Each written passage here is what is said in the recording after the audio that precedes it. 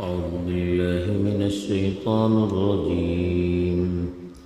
بسم الله الرحمن الرحيم.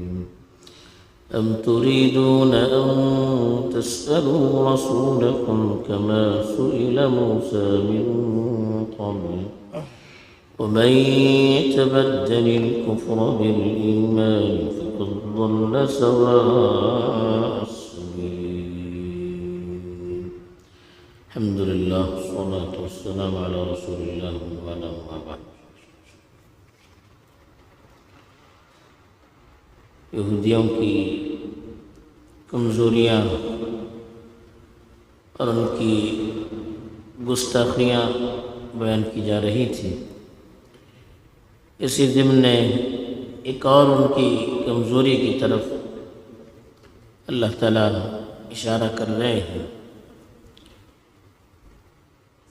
چنانچہ ارشاد ہے ام تریدون، کیا تم یہ چاہتے ہو، ان تسألوا، کہ تم بھی سوال کرو، رسولکم، اپنے رسول کو، کما سئل موسیٰ من قبل، جیسا کہ اس سے پہلے موسیٰ سے سوالات کیے گئے. موسیٰ علیہ السلام کی قوم بنی اسرائیل اپنے مقدس انبیاءوں کی شان میں بھی برابر گستاخی کرتی آ رہی تھی. چنانچہ حضرت موسیٰ کے واقعات جہاں قرآن میں بیان کیے گئے ہیں، اس میں بھی کئی ایک واقعات ایسے ملتے ہیں جس سے معلوم ہوتا ہے کہ حضرت موسیٰ کو بھی تکلیف پہنچانے کے لیے، پریشان کرنے کے لیے ان سے طرح طرح سے سوالات کیا کرتے تھے.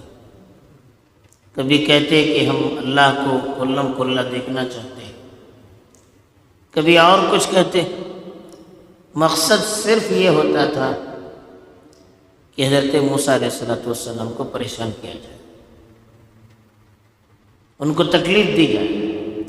یہی حال رسول اللہ صلی اللہ علیہ وسلم کے زمانے میں جو یہودی تھے ان کا بھی تھا. ان کو بھی رسول اللہ صلی اللہ علیہ وسلم پر ایمان لانا تو نہیں تھا، ان کی عقیدت دل میں نہیں تھی. وہ چاہتے تھے کہ کسی طرح سے اپنے دل کو تسکین پہنچانے کے لیے رسول اللہ صلی اللہ علیہ وسلم کو تکلیف دی جائے. آئے دن طرح طرح کے سوالات خود بھی کرتے تھے، اور کبھی کمزور مسلمانوں کو ورغلاتے تھے کہ فلاں سوال پوچھیے، فلاں سوال پوچھیے. کبھی مشرکین کو بھیجتے تھے کہ محمد سے یہ سوال کیجیے، یہ سوال کیجیے. مقصد صرف یہ ہوتا تھا کہ جیسے موسیٰ علیہ السلام کو ان کے زمانے کے یہودیوں نے پریشان کیا تھا، ان کی قوم والوں نے پریشان کیا تھا، ان کا بھی مقصد یہی تھا کہ رسول اللہ صلی اللہ علیہ وسلم کو صرف اور صرف پریشان کیا جائے، اور کوئی مقصد نہیں تھا. اس لیے کہ آدمی کسی سے سوال کرتا ہے مسئلے کی وضاحت کے لیے، بات سمجھ میں نہیں آ رہی اس کی تحقیق کے لیے، یا کسی بات کی تفصیل پوچھنے کے لیے، تو اس طرح سوال کرنا کوئی ناپسندیدہ عمل نہیں ہے، بلکہ سوال کرنے کی ترغیب دی گئی. فاسألوا اہل الذکر ان کنتم لا تعلمون، اگر تمہیں معلوم نہیں ہے تو جاننے والوں سے اب سوال کیجیے. علم حاصل کرنے کے لیے، مسائل کو حل کرنے کے لیے، بات کی وضاحت کے لیے سوال کرنا نہ صرف پسندیدہ ہے بلکہ بعض موقعوں پر ضروری بھی ہے. اس لیے کہ جب تک مسئلہ پوری طرح کھل کر نہیں آئے گا ہم صحیح طور پر عمل نہیں کر سکیں گے. اس لیے سوال پوچھنا کوئی ناپسندیدہ عمل نہیں ہے. صحابہ بھی رسول اللہ صلی اللہ علیہ وسلم سے آئے، بہت سے مسائل میں جب ان کو ضرورت ہوتی سوال کیا کرتے تھے. قرآن میں بھی بہت سی جگہ نقل کیا یسألونک عن الخمر والمیسر،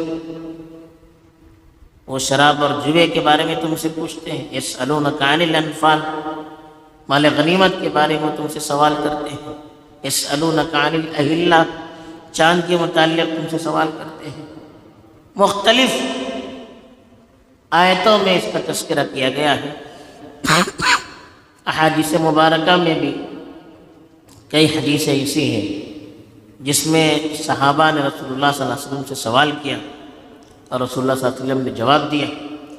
تو سوال کرنا ناپسندیدہ نہیں، بلکہ سوال غلط مقصد سے کرنا، سامنے والے کو پریشان کرنے کی نیت سے سوال کرنا یا بال کی کھال نکالنے کے لیے سوال کرنا، یہ ناپسندیدہ ہے۔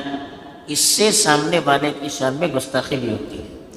اور یہودیوں کا یہی مقصد تھا کہ رسول اللہ صلی اللہ علیہ وسلم سے ادھر ادھر کے سوالات کر کے ان کو تکلیف دی جائے، ان کی شان میں گستاخی کی جائے۔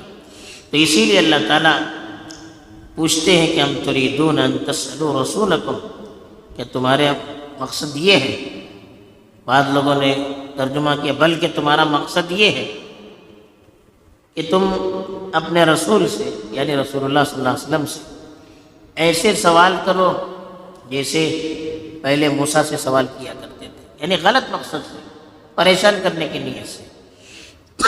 پھر فرمایا وَمَن يَتَبَدَّلِ الْكُفْرَ بِالْإِيمَانِ، تبدل ہے، تبدل کے معنی چینج کرنا، بدلنا، جو ایمان کو، جو کفر کو ایمان کے بدل، جو ایمان کو کفر سے بدلتا ہے، وَمَن يَتَبَدَّلِ الْكُفْرَ بِالْإِيمَانِ، جو ایمان کو کفر سے بدل دے گا، فقد ضل سواء السبیل، تو وہ صحیح راہ سے گمراہ ہو جائے گا۔ ضل کے معنی راستہ بھٹکنا، سوا کے معنی سیدھا۔ تو اللہ تعالیٰ نے یہاں ایک بات کہی کہ جو ایمان کے بدلے میں کفر خریدے گا، جو اپنے ایمان کو کفر سے بدل دے گا، وہ صحیح راستے سے بھٹک جائے گا۔ اب کیا مطلب ہے یہ؟ کیا سوال کرنا یہ کفر کا ذریعہ بنتا ہے؟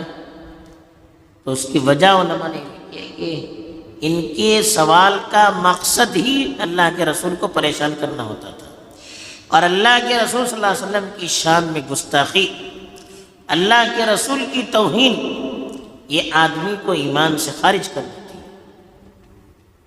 ان الذین یؤذون اللہ ورسولہ لعنہم اللہ فی الدنیا والآخرہ، جو اللہ اور اس کے رسول کو تکلیف دیتا ہے، اللہ تعالیٰ دنیا میں بھی اور آخرت میں بھی اس پر لعنت کرتے ہیں، اس کو اپنی رحمت سے دور کر دیتے ہیں، یعنی ایسا آدمی ایمان سے خارج ہو جاتا ہے۔